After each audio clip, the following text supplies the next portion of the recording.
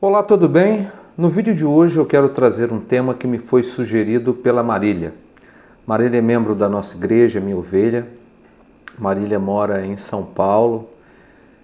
Sua família tem sido uma bênção na vida dela, uma família acolhedora, irmãs abençoadas.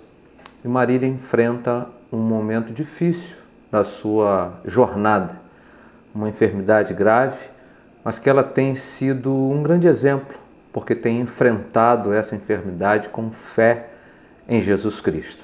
Pois é, o tema deste vídeo é como lidar com as enfermidades. Um tema que fala sobre a Marília, mas fala sobre você que está me assistindo.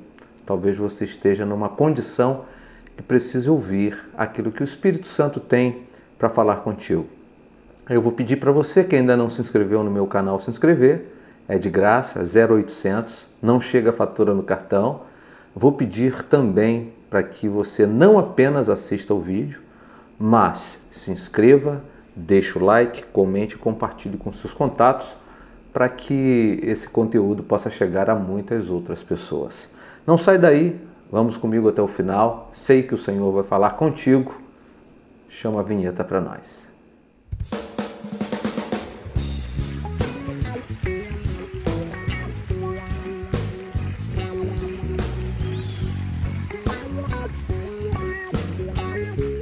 Meus amados irmãos, uma das consequências do pecado original é a enfermidade. A Bíblia nos diz em Gênesis que, pós o pecado do primeiro casal no Éden, a terra produziria cardos e abrolhos. Pois é, a enfermidade é uma das consequências do pecado original. E há enfermidades simples, mas há também enfermidades complexas.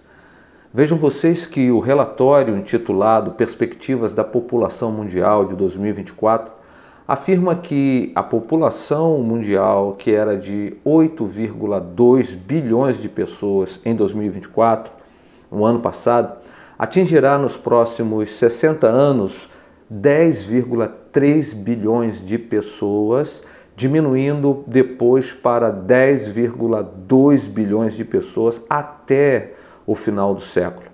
E além das questões como taxa de fertilidade diminuindo, a gravidez precoce em regiões onde a renda é muito baixa, a legalização do aborto, nós temos também enfermidades letais em números altíssimos.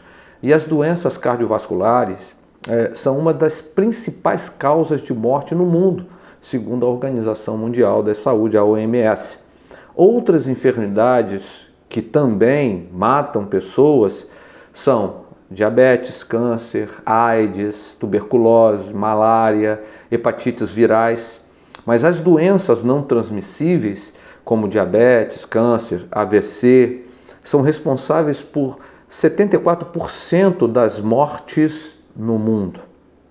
É lógico que nós não podemos desprezar os médicos, não podemos jamais desprezar os exames de rotina e nem tampouco abrir mão dos medicamentos quando há necessidade de usá-los. Mas os médicos e a administração medicamentosa, embora possam auxiliar e muito no tratamento, abrandamento e, por que não dizer, até na cura de uma enfermidade, muitas vezes no processo podem não ser suficientes. Diante deste quadro terrível, horrendo, e a tendência é que piore, a pergunta que não quer calar é: como lidar com diagnósticos que mostram com clareza que o nosso fim está mais próximo do que imaginávamos? Deixe-me propor alguns pontos importantes para a sua reflexão, que poderão eu diria, responder à pergunta como lidar com as enfermidades, que é o tema sugerido pela nossa querida Marília. Em primeiro lugar, eu devo dizer que a finitude mexe conosco porque fomos criados para a eternidade, queridos. O homem foi criado para ser eterno. Ele não foi criado para a morte, mas o pecado original trouxe sobre ele como resultado também a morte física. E eis uma das razões porque o evento que mais paralisa e mobiliza pessoas é a morte de um ente amado.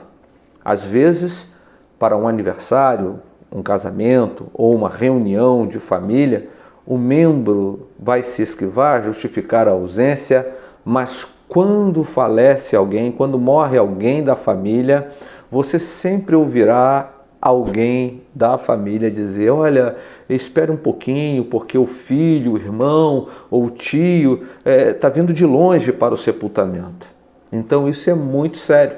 A finitude mexe conosco, porque não fomos criados para a morte, nós fomos criados para sermos eternos, mas como consequência do pecado original, a morte surgiu. Segundo, é preciso enfrentar enfermidades com fé em Deus. A ciência, inclusive, afirma que pessoas que professam uma fé tendem a encarar melhor um diagnóstico assustador. E professar a sua fé em Jesus Cristo pode sim causar um impacto positivo, levando você e aquelas pessoas que assim o fazem e que teriam, segundo os médicos, poucos dias ou poucos meses de vida, a um tempo maior e inesperado, causando perplexidade nos homens da ciência. E eu já vi isso acontecer. É uma experiência sobrenatural.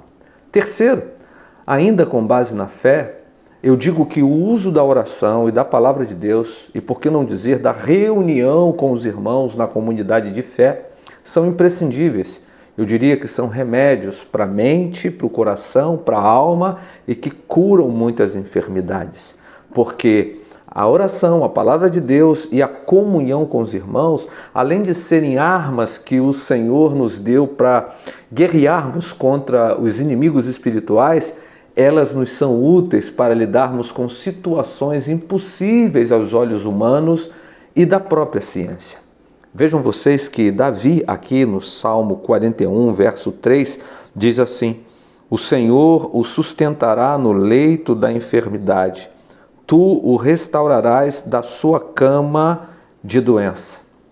O apóstolo Paulo, aqui escrevendo aos Filipenses, no capítulo 4, no versículo 6, ele diz: não estejais inquietos por coisa alguma, antes as vossas petições sejam em tudo conhecidas diante de Deus pela oração e súplica com ação de graças.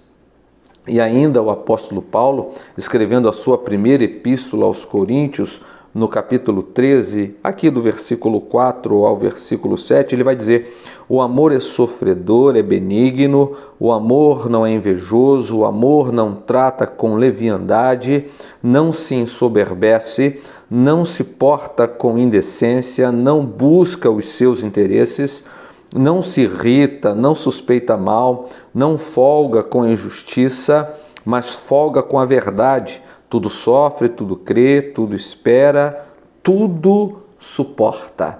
É impressionante pensarmos sobre esse texto, porque muitas pessoas se equivocam buscando essas qualidades, achando que tais qualidades são para nós.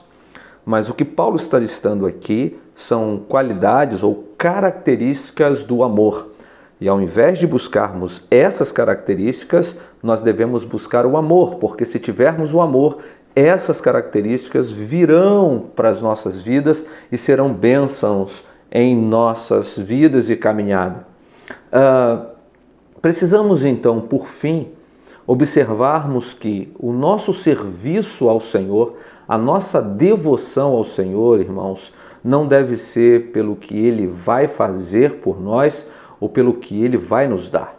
Infelizmente, existem pessoas que vinculam a sua fé, o seu serviço, a sua devoção a Deus pelo que Deus vai dar ou pelo que Deus vai fazer. Eu já vi um absurdo assim, alguém dizer: se o Senhor não fizer, então eu rasgo a Bíblia, eu não sou mais cristão. E nós não devemos fazer isso. Não servimos a Deus por causa da cura que Ele vai nos dar, por causa do emprego que Ele vai nos conceder, por causa de um carro ou uma casa. Não, não, não. Nós não servimos a Deus pelo que Ele vai fazer ou pelo que Ele vai nos dar, mas pelo que Ele já fez e já nos deu. A Bíblia nos diz que Deus amou o mundo de tal maneira que deu o seu Filho unigênito para que todo aquele que nele crê não pereça, mas tem a vida eterna. Eu sirvo a Deus não pelo que Ele vai fazer ou pelo que Ele vai me dar, mas pelo que Ele já fez e já me deu, entregando o seu único Filho para morrer em meu lugar na cruz do Calvário.